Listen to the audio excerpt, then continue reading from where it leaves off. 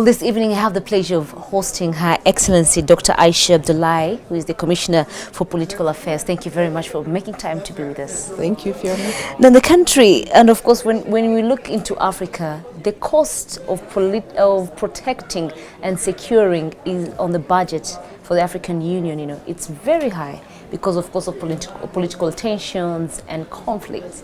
What do you think should be done to ease some of these conflicts that the region is currently facing? Well, thank you very much. Let me begin by saying that in 2013, when we had our 50-year anniversary celebration, our leaders pondered over this issue of conflicts on the continent and the need to address them. And it was clear that if we don't really do something strong, we don't make concerted efforts to address these conflicts, our dream, our Agenda 2063, which we had set out as our vision for the next 50 years, and now currently the Agenda 2030, the Agenda for Development, the SDGs, would continue to remain an illusion for the African continent if we don't silence the guns. And so part of the solemn declaration of our leaders in the year 2013 is to silence the guns by 2020. 2020 is just 4 years away, and unfortunately we still have some vicious cycle of conflicts in some member states, or in some of our member states, but we are trying hard night and day through our African Union Peace and Security Council, through the Executive Council, through the summits of our leaders, like currently the case of South Sudan. Almost every day now, South Sudan is on the agenda, and I'm confident that, God willing, after the summit, our leaders would come up with a roadmap on really how to curb the eruption of violence in South Sudan. But the theme for this, summit, it's on human rights, but we still see human rights being violated. We still see women and children suffering. We still see a cry for justice, When do we see this stop, really? I think you have answered your question, that African leaders decided to devote the theme of this year to address human rights on the continent is itself a commitment to ensure that the human rights profile, the human rights situation on the continent improves. We have the human rights strategy for Africa that we have been trying to promote.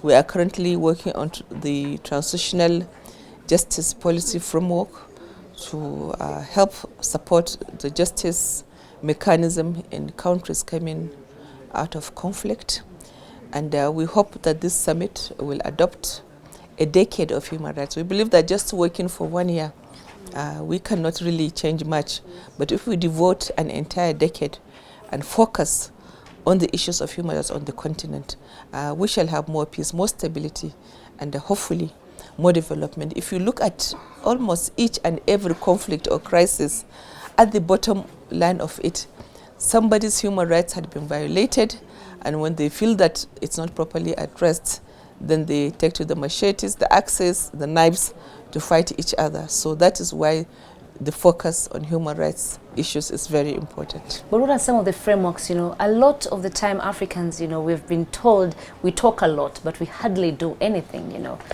So when are we going to say this is enough? What are some of the frameworks that your office could be putting in place to see that this is actually achieved and it's not just something that we're saying, that will be put in place? As I told you, we are going to declare a decade of human rights. That means 10 years. 10 years we shall actively pursue human rights on the continent. And it's not just my office at the African Union Commission, but we have a whole organ in Banjul. The African Commission on Human and People's Rights is the oldest organ of the Union. It's now about 35 years old. We have the African Court in Arusha.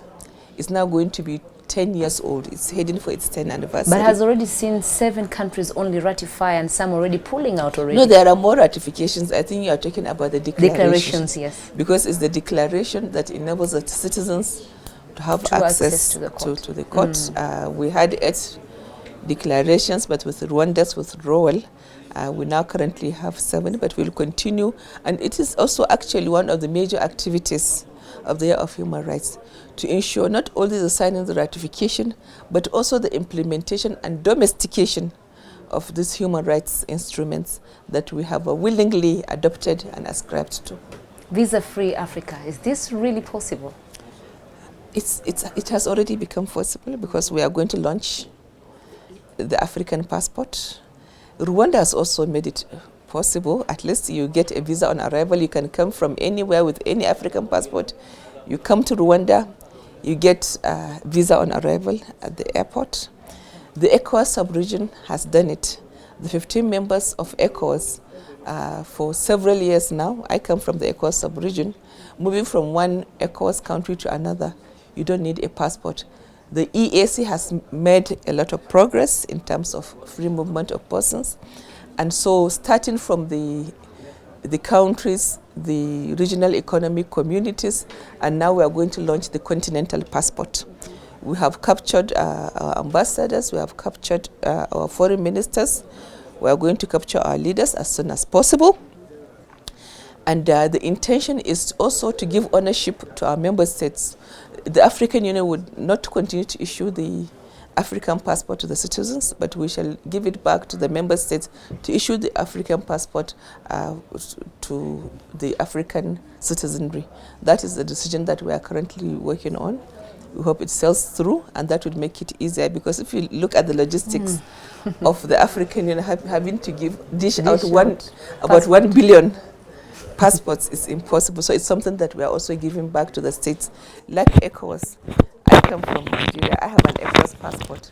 It's an ECOWAS passport, but it says on the front that this is Nigeria. On the back, you have the Nigerian emblem. And so it's the same for Sierra Leone, for Ghana, for Cote d'Ivoire, and for Senegal. So this is the dream of the African passport. And we hope, we are not going to force our member states, but any state that is ready can begin it. Now, currently, Ghana has started the 90 days once visa, just like Rwanda. Ghana has launched it. Seychelles has launched it. Mauritius has launched it. So country-wise, regional economic community-wise, the continental integration is on. A united Africa. Is it possible, though? As much as we're dreaming, as much as we want it, because there are very many things that partakes for it to be united, yet we still see problems, with the small steps that we're trying to take, we still have problems that hinder this. Do you foresee a united Africa, one Africa, the new Africa that we want? Well, back in 1963, when our leaders came together to unite and fight colonialism, it was the unity that kept them on. And 50 years on, when we celebrated our Golden Jubilee, we were not discussing fighting colonialism. We are discussing our Agenda 2063. We are discussing other things, but not fighting colonialism. We fought colonialism based on African unity, and I assure you, we shall gain our vision of an integrated, prosperous, and peaceful continent through unity. Unity will continue to keep us together.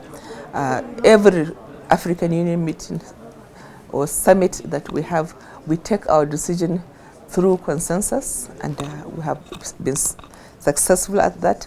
We never hardly put any issue to voting. We work on consensus, and that is also a manifestation of African unity. Let's talk about African leadership that we're talking about. It's very at the core level of any political, or any government, but we still see some leadership or some leaders who hardly bring any good to their people, if not conflicts, or being partaken as part of the people who bring problems to their own countries.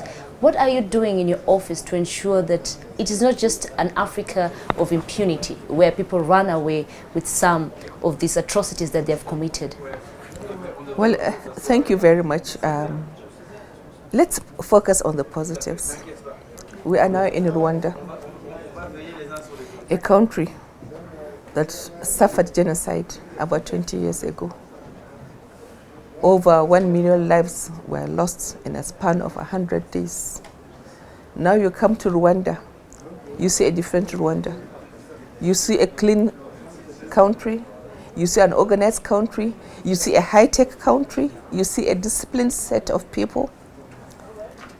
And Rwanda is not one of any of those all-rich countries. Rwanda is not known to have diamonds or other important, expensive mineral resources. But yet, Rwanda invested in its people through great leadership of your current leader. We have many more examples of countries like Rwanda. Yes, we have countries that are facing challenges, issues to do with term limits, issues to do with tenure elongation, issues to do with corruption, and this we shall continue to fight. I agree with you that leadership is what we want. We want visionary leadership on the continent. We want accountable leadership for our people. We want good governance, and we shall continue to struggle for that. The new Africa that we are crying for, is it Yes. achievable? In your own opinion, Your Excellency? I wouldn't have been sitting here if I don't believe that the new Africa is not achievable. I'm sitting here, I have dedicated almost all my I have sacrificed my family life.